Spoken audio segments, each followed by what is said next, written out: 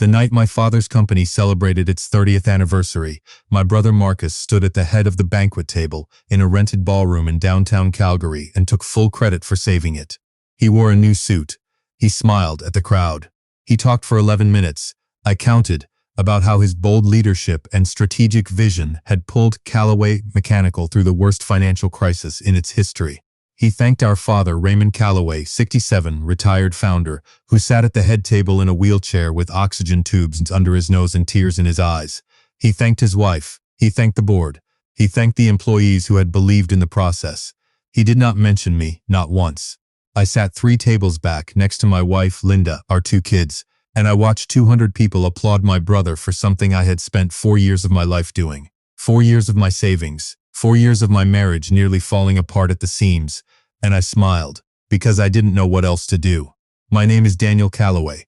I'm 43 years old. I'm a licensed civil engineer. I live in Red Deer, Alberta, about 90 minutes south of Calgary, and until 6 years ago, I thought I had a fairly normal family. My father, Raymond, built Callaway Mechanical from nothing. He started it in 1985 in a rented garage in northeast Calgary with 2 employees and a contract to service industrial HVAC systems for oil and gas facilities. By the time I was in high school, he had 200 employees and contracts across 3 provinces. He was proud of that. We all were. My brother Marcus is 4 years older than me. Marcus Callaway, now 47, Director of Operations at Callaway Mechanical, or at least, that was the title he held when none of it mattered. He went to the University of Calgary for business, graduated middle of his class, and came straight into the company. My father gave him a senior role before he was 30. That was always the plan. Marcus was the one who was supposed to take over. He was confident, he was charming, he played golf with the right people. He looked like a CEO. I went a different direction. I studied civil engineering at the University of Alberta. I moved to Red Deer after graduation, started working for a mid-sized infrastructure firm, built my career outside the family business. My father never said he was disappointed, but there were comments over the years, little ones, the kind that slide under the door. Marcus is really stepping up. Your brother understands this industry. I wish you'd come home, Danny. The company could use someone like you. I didn't want to work for my father. I loved him, but I knew what it would mean. I'd seen how Marcus operated, always positioning, always managing impressions, always making sure Dad noticed when things went right and forgot who was responsible when things went wrong. I didn't want to spend my career in that environment, so I stayed in Red Deer. I built my own thing. I married Linda Okafor Callaway, 41, a registered nurse, in 2009. We have a daughter, Nadia, who's 12 now, and a son, Theo, who's 9. We bought a house. We went to family dinners at my parents' place in Calgary every few months. Everything was fine. Then, in the fall of 2017, Callaway Mechanical started to fall apart. My father had been pulling back from day-to-day operations for about 2 years by then. His health wasn't great. A heart condition, some pulmonary issues, nothing immediately life-threatening, but enough that he was spending more time at his cardiologist than at the office. He had handed the reins to Marcus, not officially, not in writing, but in the way that fathers hand things to sons, by stepping back and trusting. Marcus drove the company into a wall. I won't say it was all his fault. The oil and gas sector in Alberta took serious hits in that period. Contracts dried up, margins got thin, but Marcus made it worse. He signed deals he shouldn't have signed. He let receivables pile up because he didn't want to make uncomfortable calls. He hired 3 people for senior roles who were friends of his, not qualified for the positions. And when things started going sideways, he didn't tell our father, he let it compound. By January of 2018, Callaway Mechanical was behind on payroll. They owed the CRA nearly $400,000 in remittances. 2 major suppliers had put them on credit hold. The company that my father built over 30 years was 30 to 60 days away from being shut down. My father called me on a Sunday morning in February. He didn't call Marcus to tell me. He called me directly, which was unusual. "Danny," he said, "I need to talk to you about something. I need you to promise me you won't tell your mother until we've figured this out." That was the first time I understood how serious it was. My father doesn't ask people to keep things from my mother. He's not that kind of man. He told me everything. The numbers, the debt, the suppliers. The fact that Marcus had known for almost 8 months and had not told him. My father's voice was steady on the phone, but I could hear something underneath it. Not just fear, something closer to shame. He had trusted his son to tell him the truth, and his son hadn't. I asked him what he needed. "I don't know if there's anything to be done," he said. I'm too old to go back in there full time. Marcus is, Marcus is trying. But I think I called you because you're an engineer and you think differently. I thought maybe you could look at it. I drove to Calgary the following weekend. I sat in my father's study with 2 years of financial statements, the CRA notices, the supplier correspondence, and a list of outstanding contracts. I worked through it all on a Saturday and most of Sunday. Linda watched the kids alone that weekend. She didn't complain. What I found was not as hopeless as I expected, but it required things that Marcus was not going to like. I called my father back that Monday and told him my assessment. The company could survive, but not with its current cost structure. They needed to renegotiate 3 major supplier agreements, bring in a proper controller. Their bookkeeping was borderline fraudulent in its carelessness, settle the CRA arrears immediately before penalties got worse, and restructure 2 contracts that were cash flow negative. It was fixable, but it was going to cost money they didn't have, and it was going to require someone with the authority to make decisions that Marcus had been avoiding. My father was quiet for a moment. Then he said, "Will you help me do it?" I told Linda that night. She sat at the kitchen table and looked at me for a long time. We had $214,000 in savings at that point, money we had been putting away for years, a mix of RRSPs and a non-registered account we'd built up carefully, because Linda is careful with money and she had taught me to be too. We had talked about eventually buying a bigger place. We had talked about the kids' education funds. How much would it actually take, she asked. To settle the CRA alone, somewhere around $400,000, the rest they might be able to restructure. But someone has to bridge the gap while they sort out the suppliers. Another 150, maybe 200,000, so over $500,000. Yeah. She didn't say anything right away. She got up and made tea and stood at the kitchen window looking out at the backyard, at the hockey net Theo had left in the snow. Then she said, "Is there any way to do this without us putting in our own money?" I told her I didn't think so. Banks weren't going to lend to a company in that condition without a personal guarantee from someone, and my father's personal assets were already partially pledged. The only people with clean enough credit and enough liquidity to move quickly were us. "What does Marcus say about all this?" she asked. "I haven't talked to Marcus yet. Why not?" "Because I wanted to talk to you first." She turned around. "Daniel, if we do this and it doesn't work, we lose everything we've saved." "I know. And if it does work, what do we get?" I didn't have a great answer for that. My father had talked vaguely about recognizing my contribution, about formalizing something, about being fair. Nothing in writing, nothing concrete. Linda put her cup down. "I need you to get something in writing before any money moves. I love your dad, but I need something in writing." She was right. I knew she was right.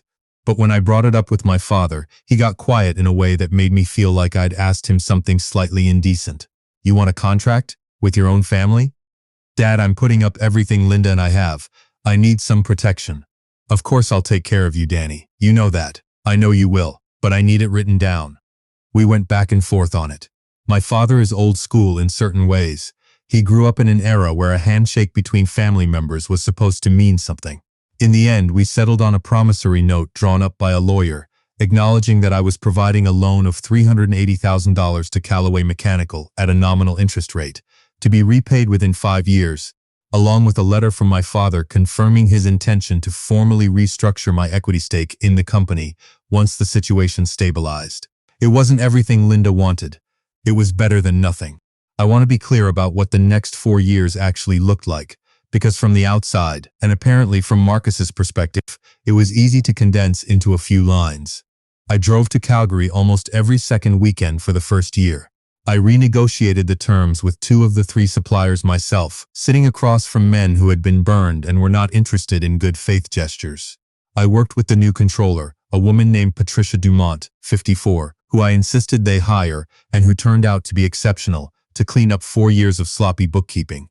I helped draft a restructuring proposal to the CRA, which took 3 rounds of back and forth before they agreed. I reviewed every significant contract that came across the desk for 18 months. I did all of this while working my full-time job in Red Deer. I took vacation days to go to Calgary. I took calls at 6 in the morning and 9 at night. Linda picked up every school drop-off and pickup that I missed, every hockey practice, every parent-teacher interview, for the better part of 3 years. She never stopped working full shifts as a nurse. She did it without complaining, or mostly without complaining, but I saw what it cost her. I saw how tired she was. I saw what I was missing. Marcus was still there throughout all of this. He still held the title of Director of Operations. My father didn't want to remove him. I understood that, even if I didn't entirely agree. So Marcus and I worked in parallel, which was its own particular experience. He was not grateful. That's the cleanest way I can put it. He was not hostile, at least not openly. He was polite. He attended the meetings. He implemented the things I recommended, or most of them. But there was never a moment where he said, "Thank you for doing this." There was never a moment where he acknowledged that the situation was partly his fault, that the company had gotten into trouble on his watch, that his brother had stepped in and was cleaning it up. He treated it more like a joint project, a team effort. He would say things in front of employees like, "We've been working hard on restructuring," or "Our family has been very focused on getting things back on track." Never, "My brother drove here from Red Deer on his day off." Never, "My brother and his wife put up their savings." I noticed. But I told myself it didn't matter. I was doing it for my father, not for Marcus. I was doing it because the company my father had built deserved a chance to survive. That was enough. By 2021, Callaway Mechanical was profitable again. Not spectacularly, but solidly. The CRA debt was cleared. The supplier relationships were repaired. Patricia had implemented proper financial controls. They had a new contract with a municipal infrastructure project in Red Deer, actually.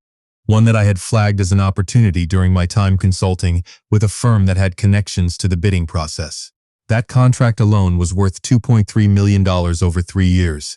My father paid back the loan, every dollar with interest over the course of 18 months. I will always respect him for that. And then came the 30th anniversary gala. My father had wanted to do something significant to mark the occasion. He'd planned it for months. The venue at a hotel in downtown Calgary, 200 guests, a proper dinner. He was proud that the company had survived. He should have been. It was an extraordinary thing, what he had built, and the fact that it had come back from the edge made it mean more, I think. Linda and I drove up to Calgary the evening of the event. We got dressed up. The kids stayed with Linda's parents in Edmonton. It was the first event like this I'd attended in years where I wasn't also carrying a list of action items in my head. I remember feeling something close to peace, sitting in the car on the way there. I thought, this is it. This is when it gets acknowledged. My father would say something, he was giving remarks, and he would say it in front of everyone. He had hinted at it. 3 weeks earlier on the phone, he'd said, "I want to make sure the right people get credit at this event, Danny. It's important to me." I had held on to that. We got to the hotel. The room was beautiful. Marcus was there with wife Helen and their teenagers. He greeted us at the entrance, shook my hand, kissed Linda on the cheek, said the kids were looking great. Normal. Fine. The dinner was good. The speeches started around 8. Marcus spoke first. I had not known Marcus was going to speak. Nobody had told me. I found out the same way everyone else in the room did. When he walked up to the microphone, tapped it twice, and said, "Good evening. For those who don't know me, I'm Marcus Callaway, and I've had the honor of leading this company for the past several years through some of the most challenging times in our industry." I set my fork down. He spoke for 11 minutes. He used the word "we" constantly, a kind of strategic "we" that included himself in every success and distributed the difficulty evenly across the organization. He mentioned tough decisions without naming any of them. He mentioned the CRA situation, obliquely, as a significant compliance challenge that we navigated as a team. He mentioned the supplier relationships being repaired through careful negotiation. He mentioned the new municipal contract in Red Deer as an opportunity that came to us at exactly the right moment. He did not say my name, not once. I looked at my father during the speech. Raymond was watching Marcus with an expression I couldn't entirely read. It wasn't pride, exactly. It was something more complicated. He glanced at me once, briefly, during the part about the CRA, and he looked away quickly. When Marcus finished, the room applauded. People came up and congratulated him. I watched it happen from my seat. Linda put her hand on mine under the table. She didn't say anything. My father spoke next. He was helped to the microphone. His voice was thinner than it used to be, but steady. He talked about starting the company in 1985. He talked about the people who had been there from the beginning. He talked about what it meant to him to see the company still standing. He said, "There are people in this room tonight who believed in Callaway Mechanical when it would have been easier to walk away. I owe those people more than I can say." I sat up slightly. He paused. He looked out at the room. He did not say my name. "To my son Marcus," he said instead, "who has given this company his career and his commitment, thank you. And to all of you who have stood by us over 30 years, thank you." The room applauded again. I have thought many times about what I felt in that moment. It wasn't quite what I expected. It wasn't rage. It was something quieter and more disorienting, like the floor had shifted an inch and no one else in the room had noticed. I had spent 4 years. I had driven hundreds of thousands of kilometers. I had put up $380,000 of money that Linda and I had built together over 15 years. I had missed my daughter's grade 5 graduation ceremony because I was on a call with the CRA on a Tuesday afternoon. And I was sitting in a hotel ballroom in downtown Calgary, and 200 people were applauding the man who had caused the problem. I excused myself from the table. I told Linda I needed some air. She nodded once, the kind of nod that contains an entire conversation. I went out into the corridor and stood by the window at the end of the hall. It was November. The city below was lit up. I stood there for a few minutes just breathing. My father found me there. He came out through the doors slowly, without his walker. He'd left it at the table, holding the wall as he walked. I watched him come toward me and I didn't move. I didn't know what to say. He stopped beside me and looked out the window. "I'm sorry, Danny," he said. I didn't answer right away. "I froze," he said. I had planned to say it. I had the words ready. And then I got up there and I froze. He was quiet. "That's not an excuse. I know it's not." "Why didn't you say my name?" I asked. I tried to keep my voice even. "That's all I want to understand. Why?" He was quiet for a moment. "Because Marcus was standing right there and I didn't want to start something. Not tonight. Not in front of everyone." "You didn't want to start something, Danny Dad." I turned to look at him. I spent 4 years fixing what he broke. I put up money that Linda and I spent 15 years saving. I drove here from Red Deer so many weekends that my kids stopped expecting me to be home on Saturdays. "And you didn't want to start something." He didn't defend himself. He just stood there. He looked old and tired and sorry, and I had enough love for him that the anger got complicated immediately. "I know," he said. "I know what you did. I've always known. Then why does Marcus get to stand up there and take credit for it?" "Because I let him," my father said simply. "And that's on me." We stood at the window for a while without talking. Below us, a streetcar went by on 7th Avenue, its lights blurring in the November rain. "I want to make it right," my father said. "I don't want a gesture, Dad. I'm too old for gestures. It's not a gesture." He reached into the inside pocket of his jacket, carefully, slowly, and took out a folded envelope. He held it out to me. "Patricia put this together last week." I asked her to. I took the envelope. Inside was a single sheet of paper, a share certificate. 31% of Callaway Mechanical, registered in my name and Linda's. My father had been the majority shareholder. He was transferring a third of the company to us, just like that. I read it twice. "Marcus has 22%, my father said. "That's what he had before. I'm not taking anything from him. This comes from my share. Dad, you put in the money and the time and I should have formalized it years ago like you asked me to. The lawyer will have the documentation finalized by end of month." He paused. "I should have done this at the table, in front of everyone. I know that, and I'm going to say something, not tonight, but soon." I folded the paper and put it back in the envelope, and I stood there holding it. "Linda should have been acknowledged too," I said. "Yes, she should have. She missed as much as I did, more I know." He put his on my shoulder briefly. His grip was weaker than it used to be. "You picked well, Danny. She's a remarkable woman." We went back inside. The ride home that night was mostly quiet. I told Linda in the car, on the drive back to the hotel where we were staying. I handed her the envelope and watched her read it in the interior light of the car. She didn't cry. Linda almost never cries. She read it, folded it carefully, put it back in the envelope and said, "Good." Then she looked out the window. After a minute she said, "He should have said it at the table. In front of everyone. Marcus should have had to sit there and hear it." I know that mattered, not just the share. That mattered. I didn't disagree, because she was right. The certificate was important. It was real. It would change things practically in ways that mattered. But there's something that a piece of paper in an envelope in a corridor cannot do. There's something that only gets done out loud, in a room full of people, where the record cannot be privately managed afterward. My father called me 2 weeks after the gala. He'd scheduled a meeting with Marcus, with the lawyer, and with Patricia.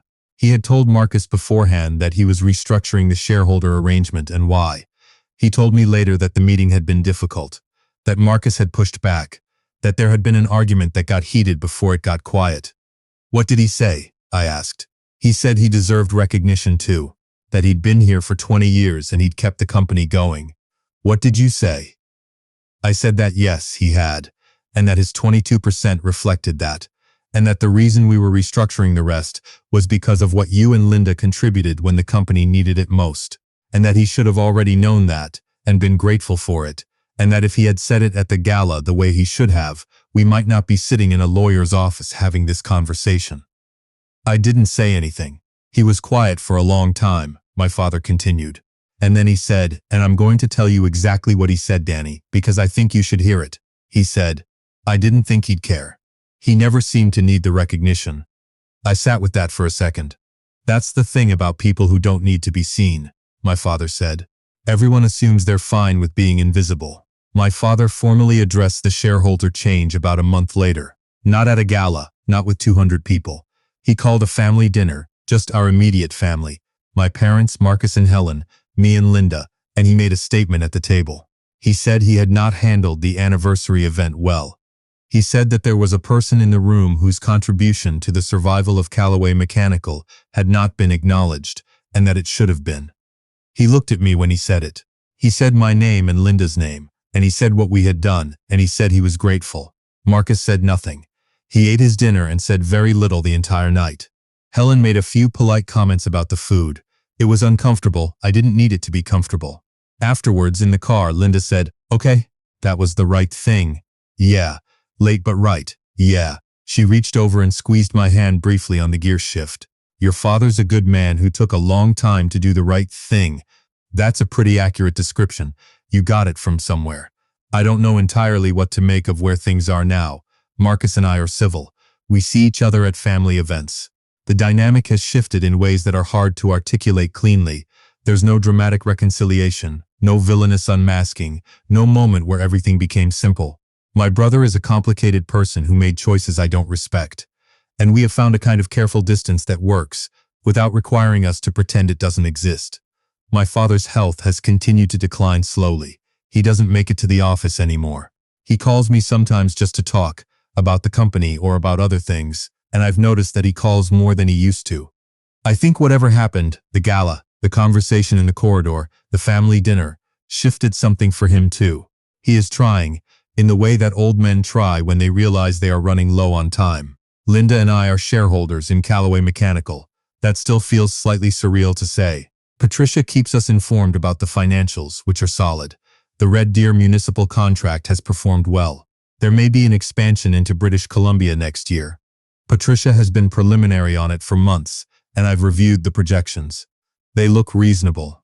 Nadia asked me last spring why we drive to Calgary so often. I told her that we have some ownership in a company there that her grandfather built. She thought about that for a moment and said, so when you helped fix it, you were kind of fixing something that's yours? I said yes, more or less. She nodded like that made complete sense, like it was obvious. I think maybe it was. I just needed a few years and a share certificate handed to me in a hotel corridor in November rain to understand it the same way she did. Some things take time to belong to you properly, and some things were always yours. You were just waiting for someone to say it out loud.